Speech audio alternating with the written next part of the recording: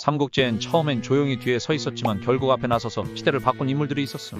사마에는 충신에서 권신이 되었고 이후 왕조의 뿌리가 된 인물임. 조조와 조비를 섬기며 늘 충직한 신하로 살았지만 모든 걸 관찰하며 엄청난 준비를 하고 있었어.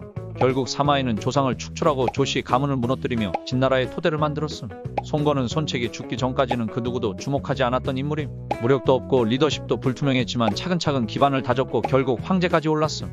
변방의 소국을 삼국지의 오나라로 만든 건 결국 송건이었음. 제갈량은 왕이 된 것은 아니었지만 모두가 인정하는 실질적인 총나라의 1인자였던 인물임.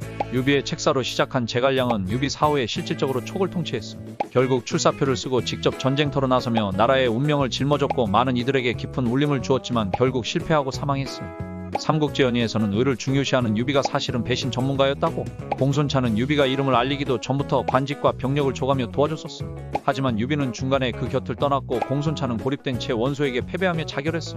조조는 유비에게 좌장군이라는 높은 관직을 주고 병력까지 맡기며 우대했지만 유비는 조조의 틈을 타 도망쳐 독자노선을 걸었어. 이후 조조와는 정면으로 적이 되었어. 조조 입장에서는 진심으로 유비를 먹여주고 재워줬더니 칼을 들고 돌아온 격이었음. 원소는 유비가 몸을 의탁해왔을 때 그를 받아주었지만 유비는 내부 이탈과 독자 세력 형성 끝에 원소 곁을 떠났음.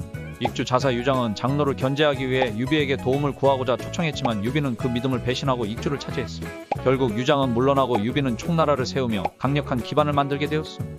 조조가 천하를 실질적으로 차지할 수 있었던 이유가 5명의 책사들이 있었기 때문이라고. 먼저 순욱은 조조를 조조로 만든 인물이라고 할 수 있음. 조조가 황제를 등에 업고 명분을 만들 수 있었던 것도 그 시작을 순욱이 설계했기 때문임. 그만큼 조조 초기 세력 다질 때 핵심 중 핵심이었던 인물임. 순유는 순욱의 나이 많은 조카로 조조의 전략가이자 직원가였음. 유비를 절대 방심하지 말라고 조언했고 조조가 한중 정벌하겠다 했을 때도 리스크 크다며 강하게 반대했음. 가훈은 동탁과 장수를 거쳐 조조에게 들어온 책사였음. 관도대전 직전 관도로 유인해서 싸우자고 제안했으며 이 작전이 먹히면서 조조가 대역전할 수 있었음.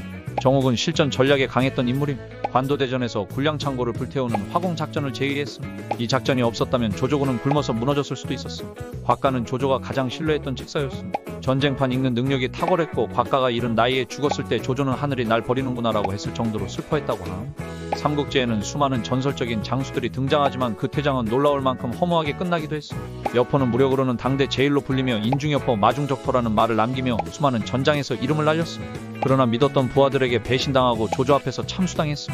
하우여는 조조가 가장 믿던 장수 중 하나로 항상 최전선에서 활약했던 인물이었음. 그러나 정군산 전투에서 황충의 기습에 허망하게 전사하며 많은 독자들에게 충격을 안겼음. 방통은 제갈량과 함께 와룡봉추로 불리며 화려하게 등장했음. 유비가 익주를 먹는데 핵심 역할을 했지만 적의 기습에 당해 화살에 맞아 사망하며 허무하게 퇴장했음. 유봉은 다른 의미로 허무하게 사망한 인물임. 관우의 지원을 거부했다는 이유로 유비의 분노를 사서 자결 명령을 받았지만 사실 유선에게 후계를 넘길 때 유봉이라는 존재가 걸림돌이 될 것이 분명했기에 미리 손을 쓴 거라고 볼 수 있음.